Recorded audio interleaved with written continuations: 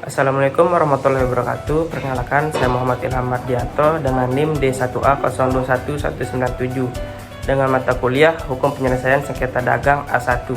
Di sini saya akan menjelaskan tentang penyelesaian sengketa impor ayam Brazil di Indonesia melalui World Trade Organization atau WTO tahun 2014 sampai 2017. Sebelum jauh berbicara, di sini saya akan membahas 4 poin. Yang pertama itu ada para pihak, yang kedua kasus posisi, yang ketiga ketentuan yang dilanggar, dan yang keempat adalah alur penyelesaian yang ditempuh. Sebelum berbicara mengenai para pihak yang ada dalam sengketa impor ayam Brazil, saya ingin menjelaskan tentang apa sih itu WTO.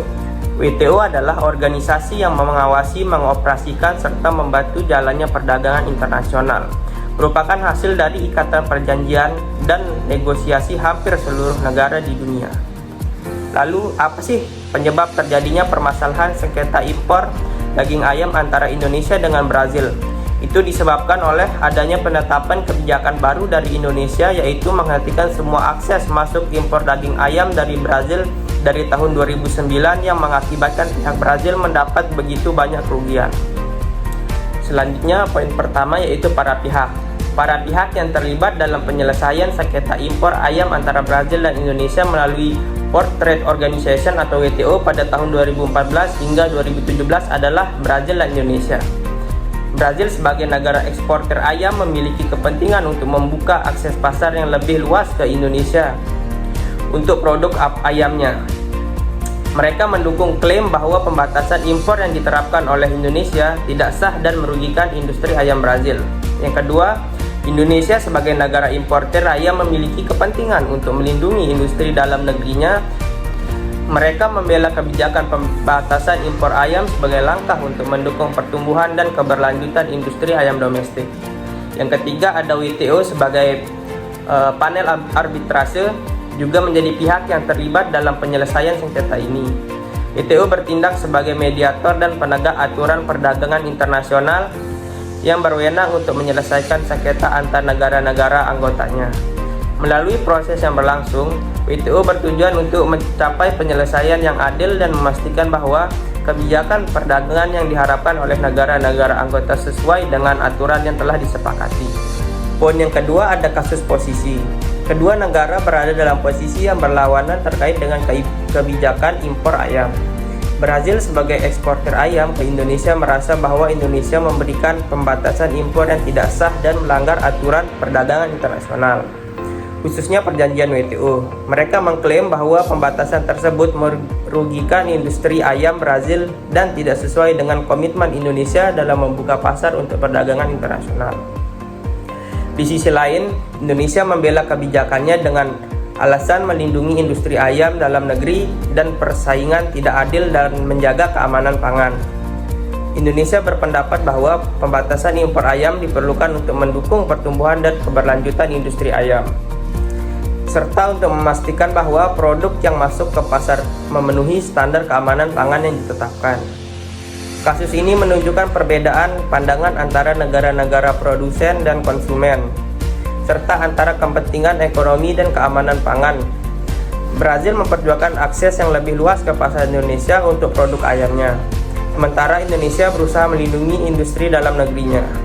Penyelesaian sengketa ini melalui WTO menjadi forum untuk menyimbangkan kepentingan yang berbeda dalam memastikan bahwa kebijakan perdagangan yang diterapkan oleh suatu negara sesuai dengan aturan yang telah disepakati secara internasional. Poin yang ketiga adalah ketentuan yang dilanggar dalam sengketa ini. Terdapat beberapa ketentuan yang dilanggar oleh Indonesia menurut keputusan WTO. Pertama, Indonesia dituduh melanggar prinsip-prinsip perdagangan bebas, termasuk prinsip non-diskriminasi yang merupakan salah satu pilar utama dalam sistem perdagangan internasional.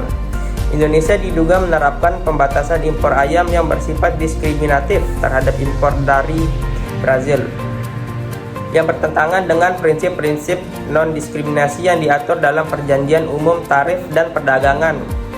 Kedua, Indonesia juga diduga melanggar ketentuan-ketentuan mengenai tarif dan hambatan perdagangan lainnya yang diatur dalam perjanjian WTO. Pemberlakuan pembatasan impor ayam oleh Indonesia dianggap sebagai bentuk hambatan perdagangan yang tidak sesuai dengan kewajiban Indonesia dalam membuka pasar domestiknya untuk perdagangan internasional. Hal ini melanggar prinsip-prinsip WTO yang mendorong liberalisasi perdagangan dan pengurangan hambatan perdagangan. Indonesia juga diduga melanggar ketentuan mengenai transparansi dan kepastian hukum dalam perdagangan internasional. Kebijakan impor ayam yang diterapkan oleh Indonesia diyakini tidak transparan dan tidak memberikan kepastian hukum bagi pelaku usaha, termasuk produsen ayam. Kekurangan transparansi ini dapat menghambat akses pasar dan memberikan ketidakpastian bagi pelaku usaha asing yang ingin berinvestasi atau melakukan perdagangan dengan Indonesia. Poin yang terakhir atau yang keempat adalah alur penyelesaian yang ditempuh. Yang pertama ada konsultasi. Konsultasi merupakan langkah pertama yang harus ditempuh apabila suatu negara merasakan kerugian yang timbul atas perjanjian WTO. Konsultasi dipercaya sebagai langkah penyelesaian yang efektif dan lebih memuaskan karena dapat menghasilkan solusi yang tidak menyakini para pihak serta dapat menguntungkan kedua belah pihak. Yang kedua, pembentukan panel. Negara pemohon complaining state dapat mengajukan permohonan pembentukan panel apabila langkah konsultasi gagal untuk menyelesaikan sengketa. Yang ketiga, lembaga banding WTO atau appellate body. Pihak yang kalah dan tidak puas setelah adanya laporan dari panel dapat mengajukan banding. Upaya hukum banding ini baru ada sejak berdirinya WTO, di mana sebelumnya yaitu dalam era GATT tidak dikenal upaya hukum banding. Yang keempat, rekomendasi. Rekomendasi merupakan tahapan setelah panel maupun banding. Menyimpulkan bahwa suatu ketentuan bertentangan dengan ketentuan WTO atau coverage agreement, maka panel maupun appellate body harus merekomendasikan negara anggota yang bersengketa mendudukan aturan tersebut sejalan dengan perjanjian agreement. Maupun juga rekomendasi panel maupun appellate body dapat menyarankan cara-cara terhadap negara yang bersengketa. Yang terakhir ada pengawasan implementasi. Pengawasan merupakan tahap untuk memastikan apakah laporan atau rekomendasi dari panel maupun appellate body telah dilaksanakan atau dilaksanakan oleh para pihak.